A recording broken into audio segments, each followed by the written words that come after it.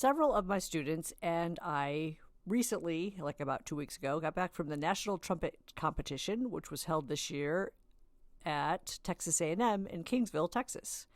Now, you might be curious what happens at a national trumpet competition, so that is what I'm going to talk about today for a little bit. It'll be a short video, but I'll detail some of the things that happen at this phenomenal gathering of over 800 trumpeters that seems to happen yearly.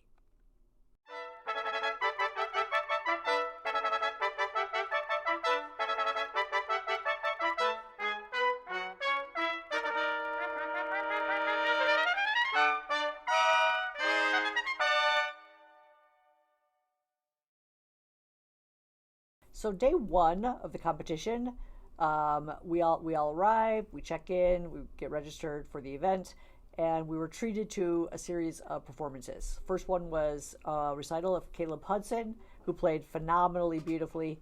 We all were instantly inspired to go home and practice. Either that, or you were super depressed and just wanted to throw your trumpet out. No, just kidding. Because his playing is just beautiful, just out of this world.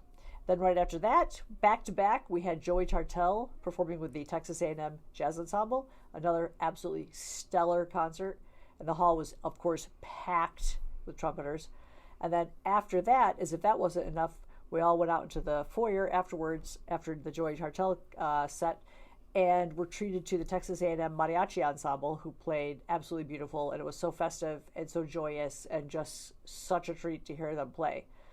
Then we all retired to our hotels and zonked out and were ready for day two, which started bright and early on Saturday for me, I needed to be there 8:30 for the stuff that was happening on that Saturday. So day two began the competition proper, and the morning started out for me judging small ensemble undergraduate division. Now, small ensembles comprised of groups that were between 4 and 6 players, and this was just for the undergrads. And there were 3 of us judges for that round. It was the quarterfinals, and we heard some absolutely phenomenal playing. And I was happy to see some of the groups that we advanced made it to the final round. We were doing the quarterfinals, so then there was another round of semifinals, and then the final round, and then they announced the winners the last day that we were there, which was Monday night.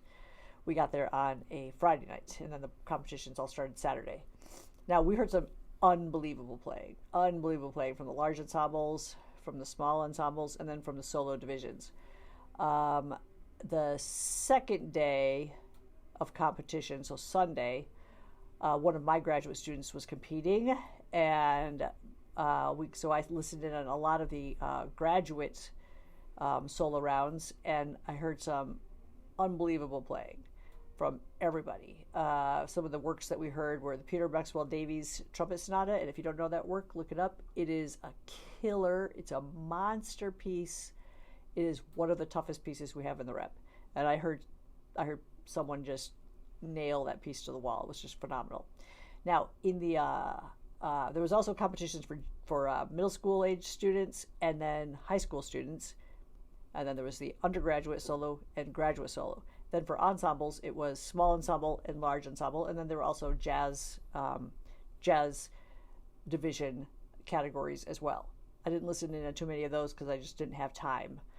I also wanted to go see the vendors, and there were some great vendors on display. I bought 2 Cleary mutes, which are wooden. I bought a really phenomenal, wonderfully sounding straight mute from Cleary and a cup mute, and I just love the sound.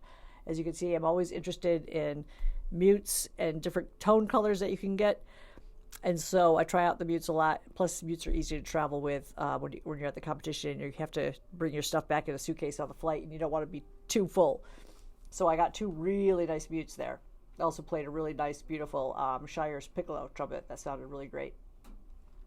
But I was blown away at the level of trumpet playing that I heard at this competition.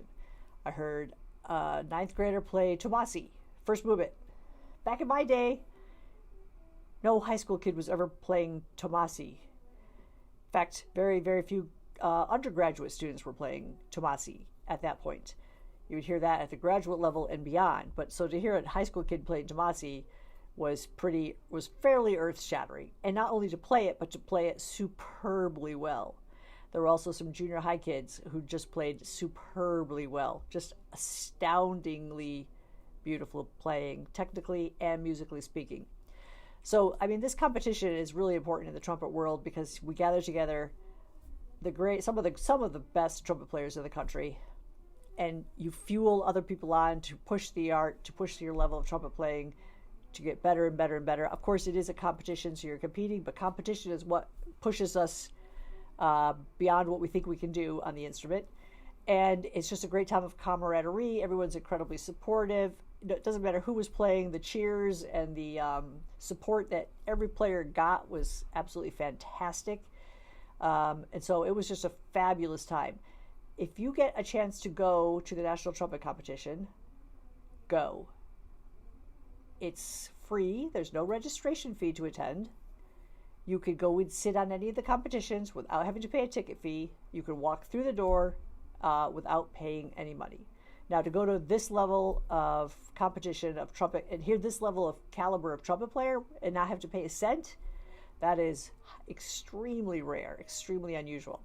So I think the next competition is going to be for 2025. It's going to be in Dallas, if I heard correctly. So if you're in the Dallas area, go stop by and hear some of the National Trumpet Competition. There's all kinds of categories. Just stop in and hear one or two performances or rounds of competition. It's going to be totally worth your while, and it's going to blow your mind away. It was fantastic. If you get a chance to go to the National Trumpet Competition, go. Have fun. Enjoy it.